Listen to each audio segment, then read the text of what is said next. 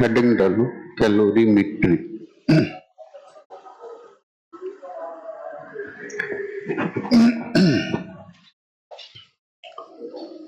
Calorimetry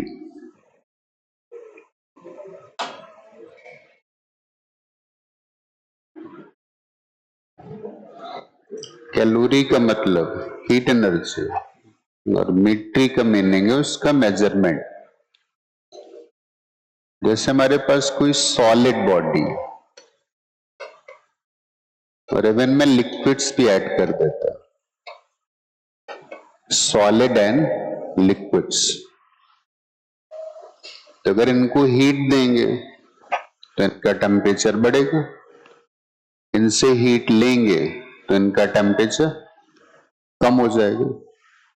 तो solid liquid मैंने पहले ऐसे इसलिए लिए है ना, सपोज ये सॉलिड है या लिक्विड है, इसको हमने हीट ऐड करी, हीट एनर्जी दी, तो इसके वॉल्यूम में कोई चेंज नहीं आया and delta we is tending towards 0।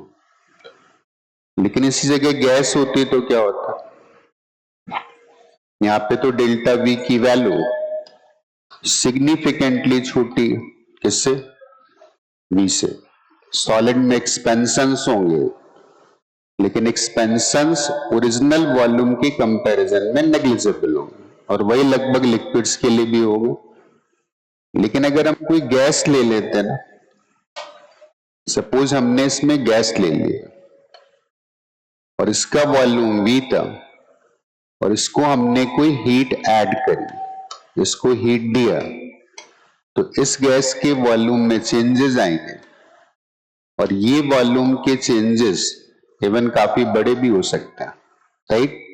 तो दीज आर कंपेरेबल टू और ग्रेटर देन, कितने भी हो सकते हैं, मे बी ऐसा भी हो सकता है कि v से बहुत बड़े हो, ऐसा भी हो सकता है v के बराबर हो, ऐसा हो सकता है v से छोटे हो, ऐसा भी हो सकता है कि v से बहुत छोटे। इन दोनों बातों का क्या फर्क पड़ेगा, सॉलिड और लिक्विड को हीट देना और गैस को हीट देना। इसका मतलब जो सॉलिड्स या लिक्विड को हीट देंगे तो उसमें एक्सपेंशन नहीं होगा। इसका मतलब लिक्विड और सॉलिड अपनी सराउंडिंग पे कोई भी वर्क नहीं करेंगे, राइट। इस केस में हमें एक बात समझ में आती है, work done in expansion on the surrounding will almost be equal to 0। जब एक्सपेंशन ही नहीं हुआ तो वर्क कैसे होगा, बाउंड्रीज एक्सपेंड करेंगे, फोर्स लगाएंगे, और फोर्स क्या करता है, वर्क करता है। तो जब एक्सपेंशन ही नहीं हुआ तो वर्क डन की वैल्यू कितनी आ गई, दैट इज 0।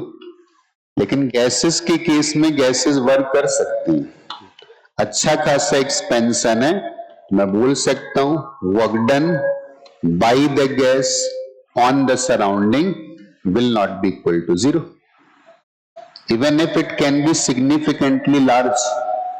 ये वैल्यू काफी बड़ी भी हो सकती है, क्लियर। तो दोनों को हीट देने में एक डिफरेंस है, हमने इसको भी हीट दिया और मान लेते हैं डेल्टा क्यू का हीट दी, हमने इस प्रोसेस में भी हीट दिया and that heat is suppose delta Q. तो सवाल है कि इस वाली हीट में क्या किया होगा, तो एनर्जी कंजर्वेशन लगा तो मतलब फर्स्ट लॉ लगा दो।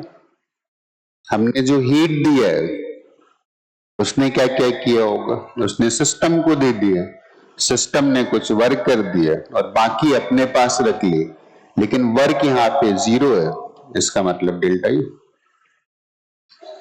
सॉलिड लिक्विड को जो भी हमने हीट दी, हमने एक अजम्पशन लिया है और ये अजम्पशन है कि सिग्निफिकेंटली उसके वॉल्यूम में चेंज नहीं आता, तो जो भी हमने हीट दी है वो सब क्या कर रही, उसकी इंटरनल एनर्जी को बढ़ा रही है, और इंटरनल एनर्जी बढ़ाने का मतलब है टेम्परेचर बढ़ाना, ठीक।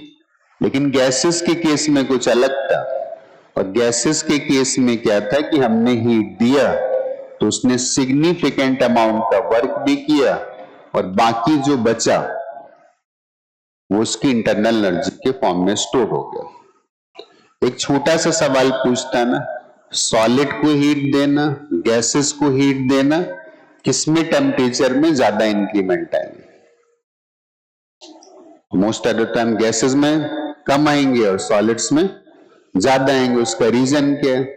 गैस को वर्क भी करना है और जो बच जाएगी उससे अपनी इंटरनल एनर्जी को बढ़ाना है। इसके सारे डिस्कशन हम लोग कर चुके थे ऑलरेडी। और वो कैसे करे थे? हमने molar specific heat capacity define करी थी और हर प्रोसेस के लिए सी की वैल्यू अलग अलग थी, राइट? लेकिन सॉलिड्स के केस में अगर वर्क नहीं होगा तो जितनी भी हीट जाएगी वो सब उसका टेम्परेचर बढ़ाने में काम करेगी। जितनी हीट लोगे वो सब उसका टेम्परेचर घटाने में काम करेगी। दोनों में डिफरेंस समझ में आ गया? तो जब हम सॉलिड्स का डिस्कशन करेंगे तो वर्क को अवॉइड कर दें। हाँ, अगर वो बोल देता है कि वर्क काउंट करना है तो फिर हमें काउंट करना है। तो हमने कोई भी एक सॉलिड ले लिया, इट्स अ सॉलिड। सॉलिड ले लो या लिक्विड भी मान सकते हो, और दिस इज ए लिक्विड। हाँ, इतना कंफर्म है कि coefficient of expansion must be 0 ताकि उसके वॉल्यूम में कोई चेंज ना है। तो हमने अगर इससे कोई सी भी हीट दे दी ना, डेल्टा क्यू, और डेल्टा क्यू हीट देने पर इसका टेम्परेचर T से बढ़ करके डेल्टा T हो गया। इसके मास की वैल्यू mp। तो ये डेल्टा क्यू किस बात पर डिपेंड करेगा? जितनी बड़ी हीट देंगे उतना ज्यादा टेम्परेचर बढ़ेगा। क्लियर? और टेम्परेचर, आई थिंक जितना बड़ा मास होगा उतनी हीट रिक्वायर्ड होगी। टेम्परेचर अगर डेल्टा T से बढ़ गया है ना, तो heat given must be proportional to delta T, और जितना बड़ा मास होगा उतना ही ज्यादा टेम्परेचर बढ़ेगा। तो मैं इतना बोल सकता हूं कि delta Q is proportional to m into delta T, और इस प्रोपोर्शनलिटी के साइन को हटाता तो यहां पर आता m into s into delta T। ये s क्या था? उस मटेरियल की प्रॉपर्टी। वो कंडक्टर भी हो सकता है, कुछ भी हो सकता है। कौन सा मटेरियल हमने हीट किया है, टेम्परेचर बढ़ाने के लिए अमाउंट ऑफ हीट उस मटेरियल पे भी डिपेंड करेगी। इसी स्मॉल एस का नाम क्या होता है? स्मॉल एस को बोलते हैं this is specific heat capacity. Specific क्यों बोला जाता है? ये स्पेसिफिक मास के लिए। इसी रिजल्ट में अगर मैं बोलता if m equal to 1 and delta T equal to 1, तो delta Q will be equal to m की वैल्यू 1 लिख दो इंटू s और T की वैल्यू 1 लिख दो, तो डेल्टा Q की वैल्यू कितनी आ गई? इसके इक्वल आ गई। एक स्पेसिफिक कंडीशन है कि हमने यूनिट मास का टेम्परेचर 1 डिग्री से बढ़ाया है, तो जो भी हीट रिक्वायर्ड होगी that will be called specific heat capacity. इसीलिए बोलते हैं स्पेसिफिक, क्योंकि स्पेसिफिक मास के लिए, स्पेसिफिक कंडीशन के लिए। तो एक यूनिट मास का टेम्परेचर अगर हम 1 डिग्री केल्विन या 1 डिग्री सेंटीग्रेड से बढ़ाते हैं तो हमें जो भी हीट रिक्वायर्ड होगी that will be called specific heat capacity. इसकी जगह वो एक चीज और भी डिफाइन करता है। स्पेसिफिक हीट की जगह वो एक टर्म और भी बोल देता है, दैट इज हीट कैपेसिटी। तो उसने एक टर्म हटा दिया, कौन सा? स्पेसिफिक। स्पेसिफिक मास कितना था? 1 किलोग्राम था, 1 यूनिट था। और अब उसने सिर्फ बोल दिया हीट कैपेसिटी। तो हीट कैपेसिटी फिर किसी बॉडी की होगी, उसका कितना भी मास से बना रहा है, तो ये 10 किलोग्राम भी हो सकता है, 100 केजी भी हो सकता है, पूरा का पूरा सी वाटर भी हो सकता है। अब उसने बोला सी वाटर की हीट कैपेसिटी बताओ। इसका मतलब उसका मीनिंग होगा कि पूरे सी वाटर का टेम्परेचर अगर हमें 1 डिग्री से बढ़ाना है तो जो भी हीट रिक्वायर्ड होगी that will be called heat capacity. तो हमने जो हीट दी होगी वो तो टेम्परेचर के इंक्रीमेंट पे डिपेंड करेगी, और उसके मास पे भी डिपेंड करेगी, और उसके मटेरियल पे भी डिपेंड करेगी। And now we can write Q equal to capital S into delta T। पिछले केस में मैंने स्मॉल s लिखा था, और इस केस में कैपिटल एस, तो इस कैपिटल एस का मीनिंग क्या होगा? इस कैपिटल एस का मीनिंग होगा हीट कैपेसिटी। हीट कैपेसिटी का मीनिंग क्या?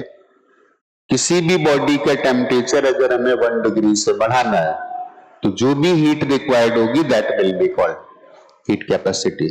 लेकिन मैं इसको अगर स्पेसिफिक हीट से रिलेट करता है ना तो ऐसे लिख देता कि this is m into small S into delta T. इसका मास अगर m होता तो मैं ऐसे भी लिख सकता था। तो इन दोनों को अगर कंपेयर करोगे ना तो कैपिटल एस की वैल्यू आ जाएगी m इंटू स्मॉल एस। इसका मतलब स्पेसिफिक हीट कैपेसिटी को अगर बॉडी के मास से मल्टीप्लाई कर दोगे तो क्या मिल जाएगा? हीट कैपेसिटी मिल जाएगी, राइट। फॉर एग्जाम्पल एक सॉलिड था और उसकी स्पेसिफिक हीट कैपेसिटी थी, मैंने बोल दिया 10 कैलोरी पर ग्राम और पर डिग्री सेंटीग्रेड। इसका मतलब है 1 ग्राम का टेम्परेचर अगर हम 1 डिग्री से बढ़ाएंगे तो हमें कितनी कैलोरीज लग रही? 10 कैलोरीज। तो अगर कोई बोलता है कि ठीक है उसकी एक बॉडी है उसके लिए ये एस था और उसका मास खुद 100 ग्राम के इक्वल है, तो अगर 100 ग्राम के इक्वल होता तो इसकी हीट कैपेसिटी कितनी आती? इसका मतलब है इस पूरी बॉडी का टेम्परेचर अगर हमें 1 डिग्री से बढ़ाना है तो जो भी हीट रिक्वायर्ड होगी, 1 ग्राम का टेम्परेचर बढ़ाना था 1 डिग्री तो कितनी रिक्वायर्ड थी? 10। तो अगर 100 का बढ़ाना होगा तो कितनी रिक्वायर्ड होगी? दैट विल बी 1000 कैलोरी पर डिग्री सेंटीग्रेड। इसका मतलब इस बॉडी की हीट कैपेसिटी इतनी आ गई अगर इसकी स्पेसिफिक हीट कैपेसिटी 10 के इक्वल थी। स्पेसिफिक हीट का मतलब यूनिट मास का बढ़ाना है और हीट कैपेसिटी का मतलब है पूरी बॉडी का टेम्परेचर 1 डिग्री से बढ़ाना। आई थिंक स्मॉल एस भी समझ में आ गया होगा, कैपिटल एस भी समझ में आ गया होगा। अब बात आती है कि हीट के ट्रांसफर होते कैसे हैं, हम पहले पढ़ चुके। हीट के ट्रांसफर कैसे होंगे? हमारे पास ये बॉडी है, कोई भी बॉडी है, इसकी स्पेसिफिक हीट कैपेसिटी एस है और हीट कैपेसिटी कैपिटल एस है, मास की वैल्यू m है, इसका अपना कुछ टेम्परेचर होगा, ठीक। तो इसको अगर एक सराउंडिंग में रख देना, मतलब किसी के कांटेक्ट में या किसी के सराउंडिंग में, तो अगर सराउंडिंग का टेम्परेचर बॉडी के टेम्परेचर से बड़ा हो गया तो हीट इसमें एंटर करेगी। अगर सराउंडिंग का टेम्परेचर बॉडी के टेम्परेचर से कम हो गया तो हीट इससे एग्जिट करेगी, सराउंडिंग को हीट जाएगी, राइट। इस तरीके से हम हीट ले सकते हैं और ये हम हीट दे सकते हैं। क्लियर हो गया? कांटेक्ट में रख दो सराउंडिंग के किसी भी बॉडी के और अगर टेम्परेचर में डिफरेंस है तो वहां पे हीट का फ्लो स्टार्ट हो जाएगा। क्लियर हो गया? कुछ एग्जाम्पल्स होते हैं जैसे वाटर है, आइस है, ठीक है ना। तो उन एग्जाम्पल को अगर समझते हैं, एक एग्जाम्पल ऐसे लेते हैं कि हमारे पास टैंक में वाटर है और इस वाटर का मास मैंने mw मान लिया। वाटर की अपनी स्पेसिफिक हीट आएगी, उसको स्मॉल sw लिख देते हैं और इसका अपना कुछ टेम्परेचर होगा, उसको मैंने लिख दिया T water. T water temperature, water है तो पक्का पॉजिटिव टेम्परेचर पर होगा, तो दिस टेम्परेचर जो भी था मैंने इसको लिख दिया theta water and this temperature is positive. फिर हमने क्या किया, इसी में आइस का एक ब्लॉक डाल दिया, इसी में एक आइस का ब्लॉक डाल दिया, ये वाला। इस आइस का मास था mi, इसकी स्पेसिफिक हीट थी दैट इज si और आइस का टेम्परेचर था माइनस थीटा आइस मान लिया, मतलब आइस निगेटिव टेम्परेचर पर है। क्लियर हो गया? तो मैंने थीटा आई को पॉजिटिव लिखा है तो मैंने यहां पे माइनस लगा दिया। आइस निगेटिव टेम्परेचर पर है, वाटर पॉजिटिव टेम्परेचर पर है। कौन हाइयर टेम्परेचर पर है? वाटर। तो हीट कैसे फ्लो करेगी? From higher temperature to lower temperature. तो ऐसी स्टेट में आइस को हीट मिलना शुरू हो जाएगी। इसका मतलब वाटर अपनी इंटरनल एनर्जी को लूज करेगा, वाटर थर्मल एनर्जी को लूज करेगा और वो एनर्जी किसको मिलने वाली, आइस को मिलने वाली। तो इस प्रोसेस में क्या होगा, वाटर का टेम्परेचर कम होता जाएगा और आइस का टेम्परेचर बढ़ता जाएगा। हाँ, मैग्नीट्यूड घट रहा होगा, पहले मान लो -20 बाद में -15 हो गया, तो मैं इसको बोलूंगा कि आइस का टेम्परेचर बढ़ रहा है। लेकिन यहाँ पे बीच में एक इवेंट और भी हो सकती है, हो सकता है वाटर आइस को इतनी हीट दे देना कि आइस 0 डिग्री पे पहुंचने लगे, और जब आइस 0 डिग्री पे पहुंच जाएगी तो फिर आइस भी वाटर में कन्वर्ट होना शुरू हो जाएगी। 0 डिग्री क्या, आइस का मेल्टिंग पॉइंट है, या 0 डिग्री वाटर का फ्रीजिंग पॉइंट है। या ऐसा भी हो सकता है कि वाटर हीट देता रहे और वाटर का टेम्परेचर घटते घटते पूरे 0 हो जाए, और फर्दर अगर आइस ने हीट ले लिया तो वाटर का टेम्परेचर तो नेगेटिव होना पड़ेगा। इसका मतलब वाटर किस में कन्वर्ट हो जाएगा, आइस में कन्वर्ट होगा। तो यहां पर एक चीज और भी आती है कि अगर आइस है और आइस 0 डिग्री से, ये सारी बातें हो रही 1 एटमॉस्फेरिक प्रेशर पर। एटमॉस्फेरिक प्रेशर का यहाँ पे रोल होगा। अगर एटमॉस्फेरिक प्रेशर बदलता है तो मेल्टिंग पॉइंट और बॉइलिंग पॉइंट भी चेंज हो जाते हैं। क्लियर? तो मैं सारे डिस्कशन कर रहा हूं कि जो सराउंडिंग का प्रेशर है दैट इज 180। आइस है 0 डिग्री सेंटीग्रेड पर है, इसको अगर हीट ऐड करते हैं ना, इफ हीट इज एडेड, तो यहां पर एक इवेंट होती है, थोड़ी सी अलग टाइप की होती है। इसका टेम्परेचर नहीं बढ़ता है लेकिन इसका फेज बदलने लगता है। तो ये आइस किस में कन्वर्ट होने लगती है, वाटर में कन्वर्ट होने लगती है, लेकिन इसके टेम्परेचर में कोई भी चेंज नहीं आता है। पहले भी 0 डिग्री पर थी और अभी भी 0 डिग्री पर। इसको बोलते हैं कि यहाँ पे फेज चेंज हो गया, यहाँ पे आइस की मेल्टिंग हो गई लेकिन टेम्परेचर में कोई भी चेंज नहीं आया। तो सवाल आता है कि जो हमने हीट दी वो कहाँ गई, तो वो हीट गई आइस के अपने स्ट्रक्चर को बदलने में। आइस सॉलिड है, उसके इंटरएक्टिव फोर्सेस हैं, और जब हमने हीट दी तो वो वाटर बन गया, पार्टिकल चलने के लिए फ्री हो गई। तो इस केस में हम जो भी हीट देते हैं ना, वो सॉलिड का इंटरनल स्ट्रक्चर पूरी तरीके से तोड़ देता है और वो हीट उसी में जाती है। हाँ, टेम्परेचर बढ़ाने में नहीं जाती।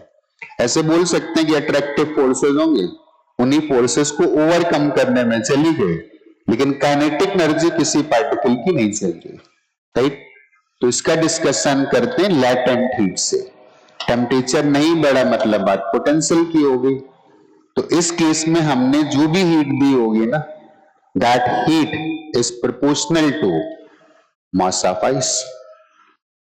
ये बात केवल आइस के लिए वैलिड नहीं, कोई भी बॉडी अगर मेल्टिंग स्टेज पर पहुंच चुकी है तो हम कितने मास को मेल्ट करा रहे हैं, हीट गिवन उस पर रिक्वायर्ड होगा। और इस प्रोपोर्शनलिटी के साइन को हटाएंगे तो उस केस में कांस्टेंट आएगा and that constant will be L, और इसी को बोलते हैं लैटेंट हीट ऑफ फ्यूजन।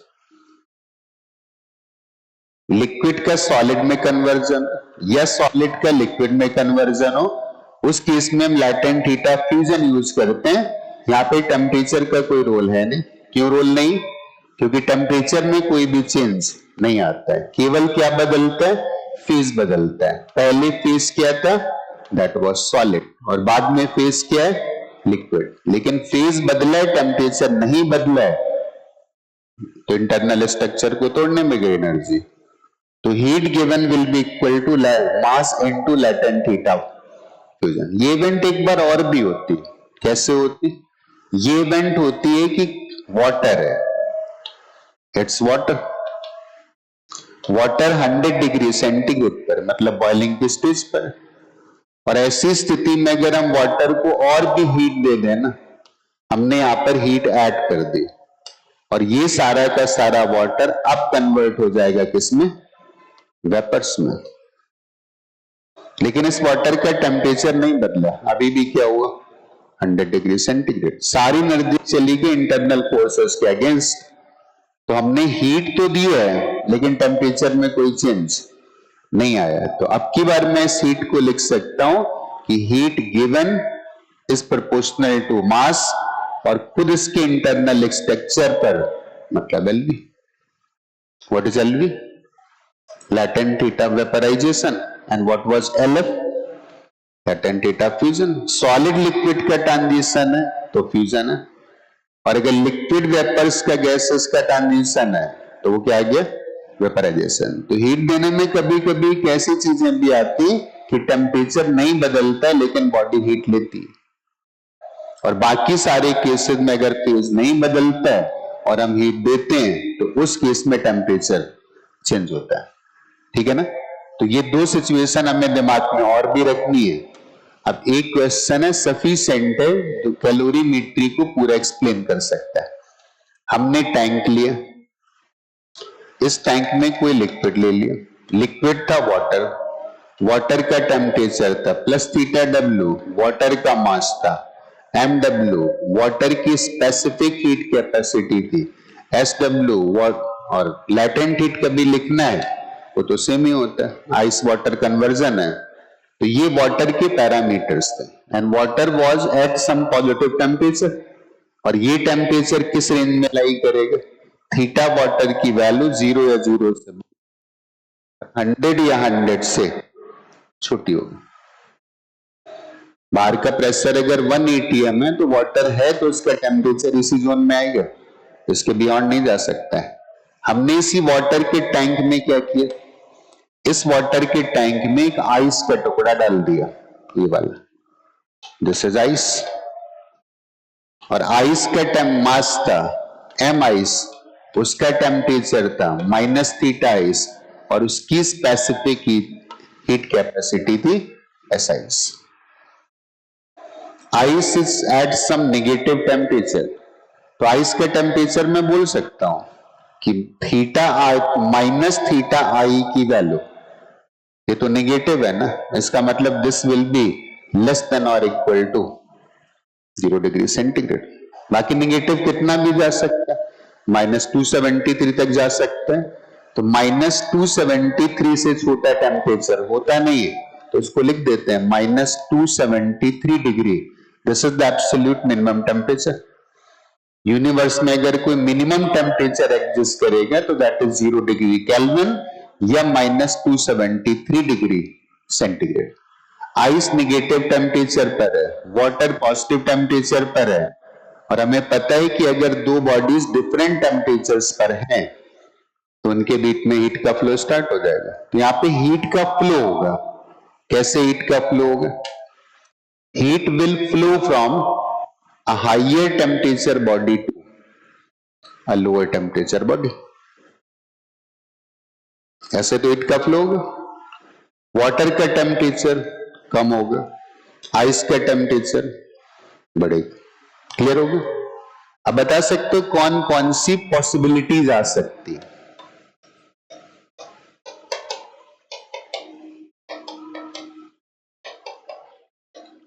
कौन कौन सी पॉसिबिलिटीज आ सकती?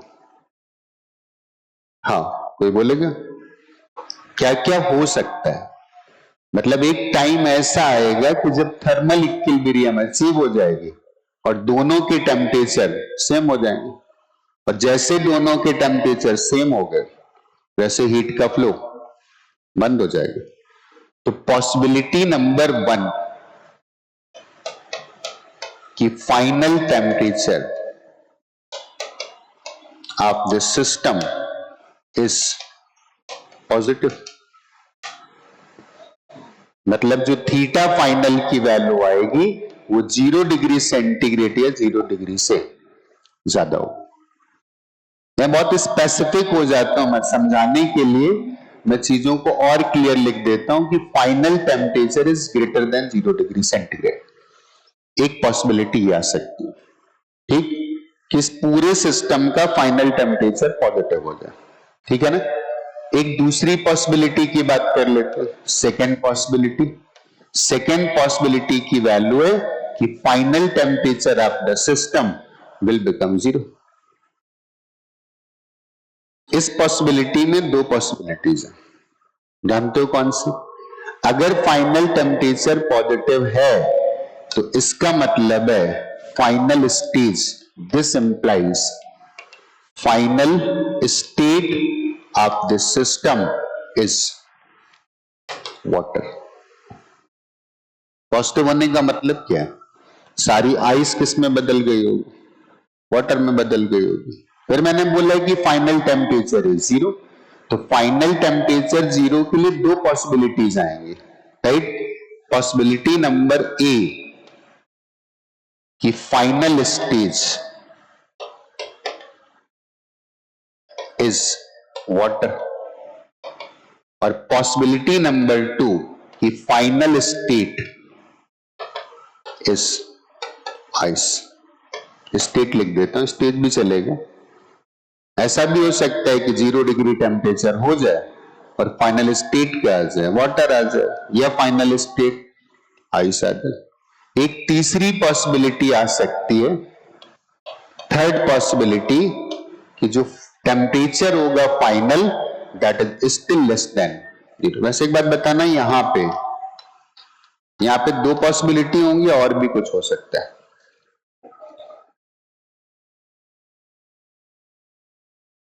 और भी कुछ हो सकती है, यस।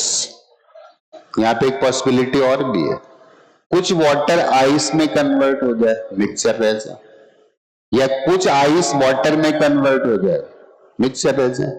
इसका मतलब यहां पे चार पॉसिबिलिटीज है, राइट?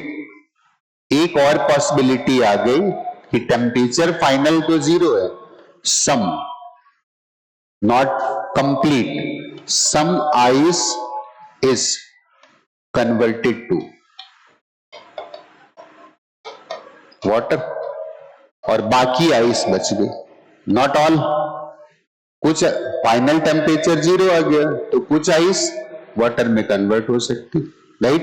या यहां पे एक चौथी पॉसिबिलिटी आ सकती है, और वो चौथी पॉसिबिलिटी है कि सम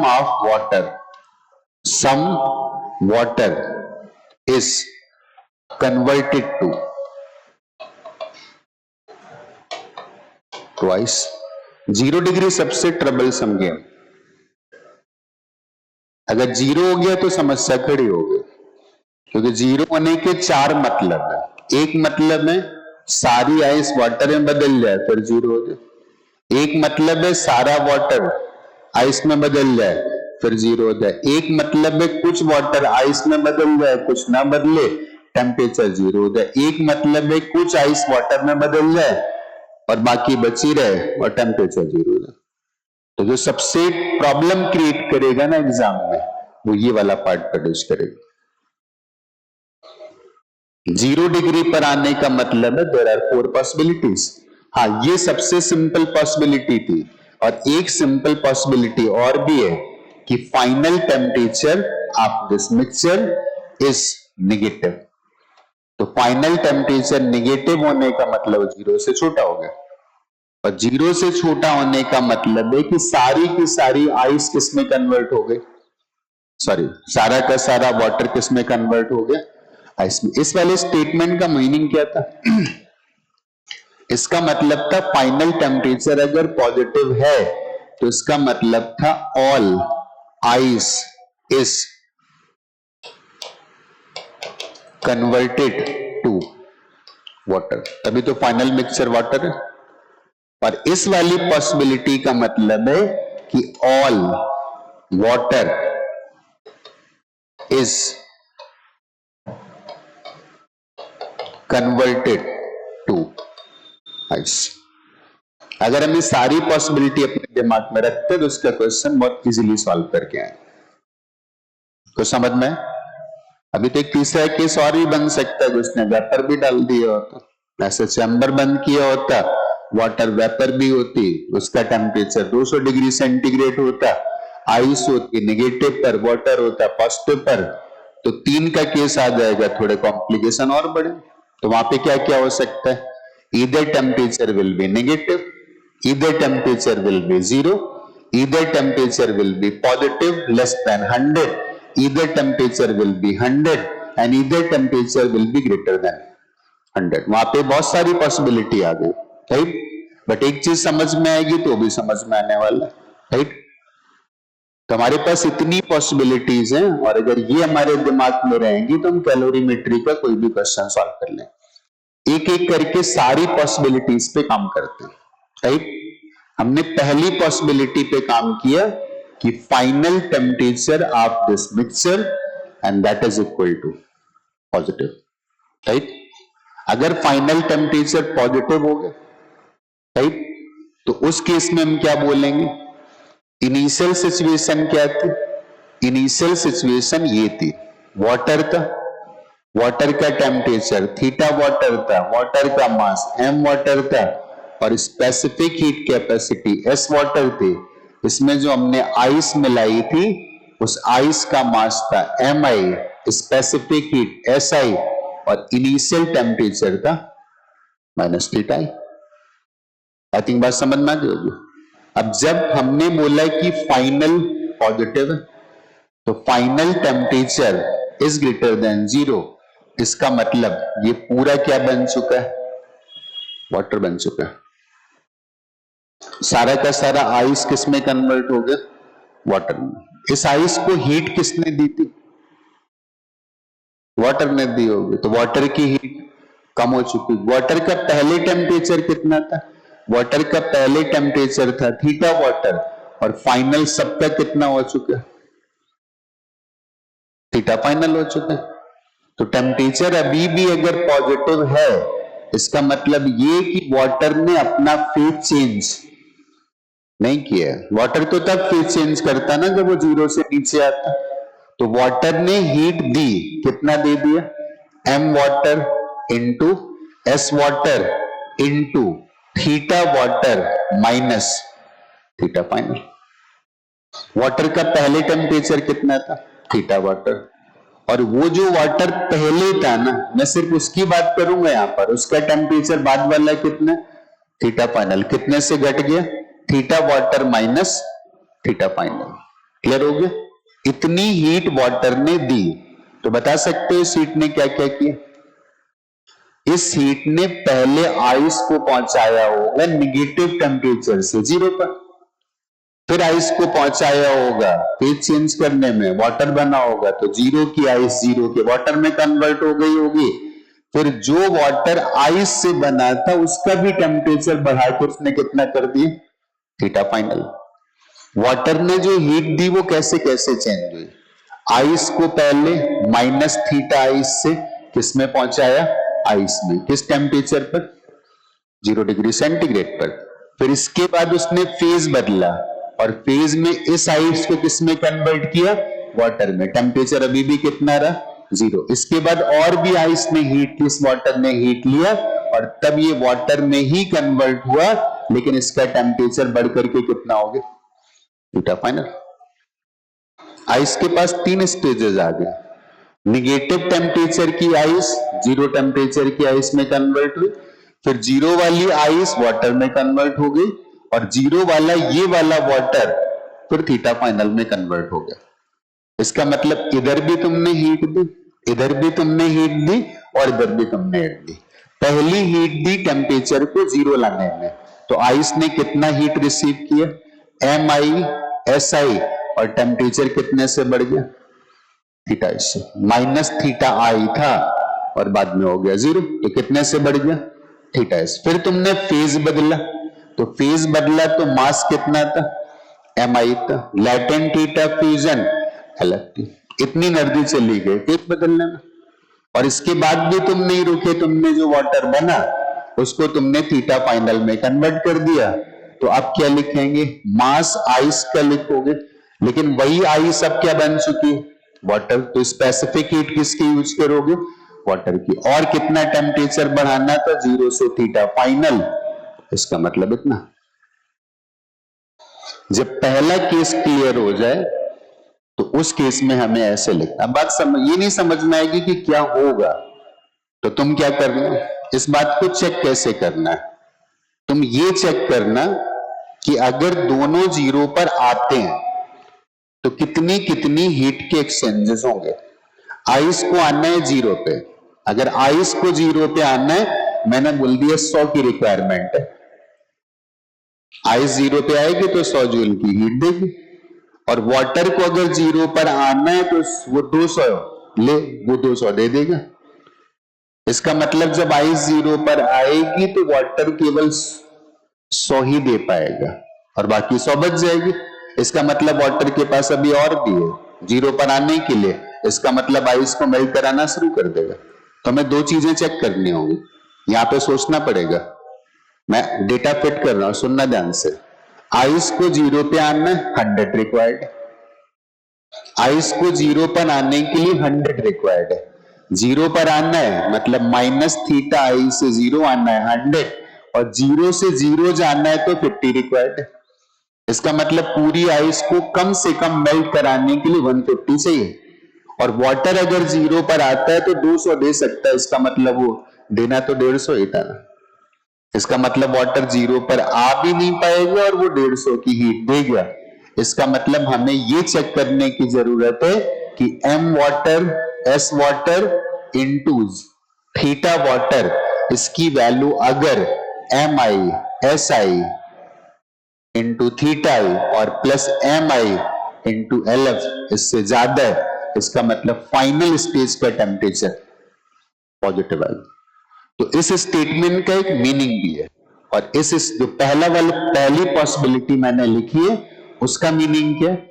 उसका मीनिंग है कि M water into theta water into S water, इसकी value M ice S ice और theta ice plus M I into L F इससे बड़ी होगी।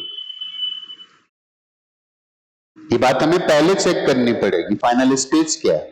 हमें फाइनल स्टेज पता होगा तो ही तो प्रोसीड कर पाएंगे, और फाइनल स्टेज के लिए पहले हमें डेटा बनाना पड़ेगा कि एक्चुअली हीट है कैसी। ठीक है ना? आई थिंक पहला वाला केस क्लियर हो गया होगा। ठीक है ना? अब मैं अगली पॉसिबिलिटी की बात करता थर्ड वाले की, जो कि काफी सिंपल है। तो अगर मैं थर्ड पॉसिबिलिटी की बात करता तो थर्ड पॉसिबिलिटी में क्या था? What is finally? फाइनली सारा का सारा वाटर किसमें कन्वर्ट हो गया? आइस में कन्वर्ट हो। अगर सारा वाटर आइस में कन्वर्ट हो गया इसका मतलब क्या था? वाटर का टेम्परेचर घटा, आइस का टेम्परेचर बढ़ा। सारा वाटर आइस में कन्वर्ट हो रहा है, इसका मतलब वाटर 0 पे आ भी जाता और आइस को 0 पे नहीं ला पाता है, तो फिर हीट देता रहेगा। फिर वाटर फ्रीज भी हो जाता है, आइस को 0 पे नहीं ला पाता है, तो फ्रीज होके जो आइस बना वाटर से वो 0 पे आ गया। लेकिन आइस अभी भी निगेटिव और भी हीट ले रही, तो जो आइस वाटर से बनी ना वो आइस अभी भी हाइयर टेम्परेचर पर है, तो असली वाली आइस को अभी भी हीट दे रही and final temperature becomes negative. I think बात समझ में आ गई होगी। तो अगर मैं अगली पॉसिबिलिटी की बात करता कि अगली पॉसिबिलिटी में फाइनली क्या एग्जिस्ट करना? आइस एग्जिस्ट करना है। इसका मतलब जानते हो क्या? इसका मतलब ये था हमारे पास जो चैम्बर था उसमें वाटर था, theta water, M water, S water, इसमें आइस भी थी, एम आइस, एस आइस और minus theta ice. Ice heat लेती गई, वाटर हीट देता गया, वाटर का टेम्परेचर घट के 0 हो गया, आइस अभी भी निगेटिव पर है। अभी भी कौन हाइयर टेम्परेचर पर है? वाटर है। आइस वाटर ने और दिया तो वाटर फ्रीज होने लगा, राइट? आइस अभी भी निगेटिव है, सारा वाटर आइस में कन्वर्ट हो गया, इसके बाद भी असली वाली आइस निगेटिव पर है। इसका मतलब जो आइस वाटर से बनी है ना वो अभी अब हीट और देगी और फर्दर निगेटिव पे जाएगी। तो जो फाइनल स्टेज आने वाली है वो फाइनल स्टेज आने वाली देयर इज कंप्लीट आइस। इस आइस में दो आइस होंगी, कौन सी? एक असली वाली और एक जो वाटर से बनी। लेकिन फाइनल टेम्परेचर हो गया निगेटिव, तो मैंने उसको लिख दिया minus theta I and minus theta final लिख देता हूं। माइनस में अलग से लगा रहा हूं ताकि इसमें कोई नेगेटिव साइन ना दिखे, to avoid any type of confusion. इस केस में क्या हुआ? सारा वाटर पहले 0 पे आया, फिर सारा वाटर फ्रीज हुआ, फिर वो वाटर नेगेटिव टेम्परेचर पर आया, और आइस नेगेटिव से नेगेटिव में ही रहेगी। तो मैं कैसे बोलूंगा? आइस का टेम्परेचर पहले कितना था? Minus theta. आइस का टेम्परेचर बाद में कितना? Minus theta. तो आइस का टेम्परेचर कितने से बढ़ गया? फाइनल वैल्यू में इनिशियल वैल्यू सब्ट्रैक्ट कर दो, तो minus theta F minus of minus theta I, तो आइस का टेम्परेचर बढ़ गया theta I minus theta F, तो मैं ऐसे लिखूंगा mass of ice is S I, specific heat of ice is S I, और आइस का टेम्परेचर बढ़ गया theta I minus of theta. वैसे तो लिखूंगा फाइनल माइनस इनिशियल, और जब यहां माइनस लगाओगे इट विल बिकम प्लस, तो this will become theta I minus theta.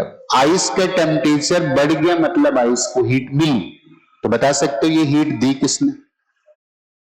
ये हीट वाटर ने दी, लेकिन वाटर के साथ तो बड़ा बुरा हो गया। क्या होगा? बेचारा पहले पॉजिटिव से जीरो पे आया, फिर जीरो से फ्रीज भी हो गया, और फ्रीज होने के बाद कहां पहुंच गया? नेगेटिव पे पहुंच गया। तो वाटर के 3 फेजेस थे। वाटर पहले था पॉजिटिव से कहां पे आया? जीरो, फिर जीरो से जीरो, और फिर जीरो से माइनस थीटा फाइनल। ये वाटर पहले वाटर में कन्वर्ट हुआ, फिर ये आइस में कन्वर्ट हुआ, और फिर फाइनल नेगेटिव टेम्परेचर क्या इसमें होगा? पहले प्रोसेस में कितनी हीट दी वाटर ने? Mass of water mw, specific heat of water sw। Temperature पहले कितना था? थीटा वाटर, बाद में कितना हो गया? जीरो। कितने से टेम्परेचर घट गया? थीटा वाटर से। इसके बाद वो जो वाटर था ना उसका फेज बदल गया, तो वाटर का मास कितना था? m वाटर, और लेटेंट हीट ऑफ फ्यूजन अलग। इतना तो फेज बदलने में चला गया। इसके बाद वो निगेटिव पे ही पहुंच गया, तो निगेटिव पे पहुंच गया तो मास वाटर mw था, लेकिन अब वो आइस बन चुका है, तो यहां पे क्या यूज करोगे? S ice. और टेम्परेचर अब कितने से गिर गया? जीरो से माइनस थीटा एफ, मतलब थीटा एफ से घट गया, तो this will B theta fine. ये दो सबसे सिंपल वर्जन होते हैं जहां पे पता होता है either temperature is finally positive और temperature is finally negative, right? लेकिन ये कैसे पता करेंगे कि ये वाला केस आएगा? तो फिर हम वही करेंगे, क्या? दोनों के जीरो पर आने का केस पता करेंगे, कितनी कितनी हीट की रिक्वायरमेंट है, और दोनों का हम पता करेंगे लेटेंट हीट कितनी रिक्वायर्ड है। तो मैं अगर बोल देता कि आइस को जीरो पर आने के लिए इतनी ज्यादा हीट की रिक्वायरमेंट है, जो वाटर जीरो पे आ भी जाए और फ्रीज भी हो जाए तब भी उसकी रिक्वायरमेंट को पूरा न कर पाए, इसका मतलब आइस कभी जीरो पे आ ही नहीं पाए। सोचने का बड़ा सिंपल तरीका है। वाटर आइस को जीरो पर आने के लिए इतनी हीट रिक्वायर्ड है कि वाटर जीरो पे आ जाए और सारा फ्रीज भी हो जाए तो भी उतनी मिलता है। तो मैं ऐसे सोचूंगा, वाटर जीरो पे आएगा, m water, s water, theta water, water सारा फ्रीज भी हो जाए ना तो m water latent heat of fusion, और आइस को जीरो पर आने के लिए कितनी चाहिए? mi, si, थीटा, और ये वैल्यू अगर इससे बड़ी है ना, इसका मतलब final temperature will be negative. Final के नेगेटिव होने का मतलब है कि सारा वाटर जीरो पे आ जाए, सारा वाटर फ्रीज हो जाए, जितनी वो हीट देगा उतनी हीट सफिशिएंट नहीं है आइस को जीरो पर लाने के लिए, इसका मतलब final temperature will be negative. ये बात हमें पहले चेक करनी पड़ेगी, what will be the final stage. अगर हम फाइनल स्टेज बता पाएंगे तो हम शुरू कर पाएंगे कि ये वाला केस लिखना है या फिर ये वाला केस लिखना है। इतनी बात समझ में आई, राइट? हाँ, यहां पे सोचना जरूरी। तो इसी तरीके से इन सारे केसेस के बारे में भी सोचना, और एक्सपेक्टेड अगर ये अपने आप से सोचोगे तो क्लैरिटी भी आ जाएगी। हाँ, इसमें पैनिक अवॉइड करने के लिए वहां पर शार्पली सोचना बहुत जरूरी, कि हम विद इन 1 मिनट वहां पे सारी बातें सोच पाए। नहीं तो पता चला थोड़ा सा गलत सोच गए और अपनी इक्वेशंस ही बनाते रह गए, टाइम वेस्ट होता चला गया। पहले प्लान करना what is the final temperature, और सबसे टिपिकल सिचुएशन ये वाली आएगी, क्योंकि इस सिचुएशन में कुछ भी हो सकता है। सारी आइस मेल्ट हो सकती, सारा वाटर मेल्ट हो सकता है, कुछ आइस मेल्ट हो सकती, या फिर कुछ वाटर मेल्ट हो सकता है। तो पहले इस वाले केस को नोट करो, इसके बाद इसको डिस्कस करते हैं।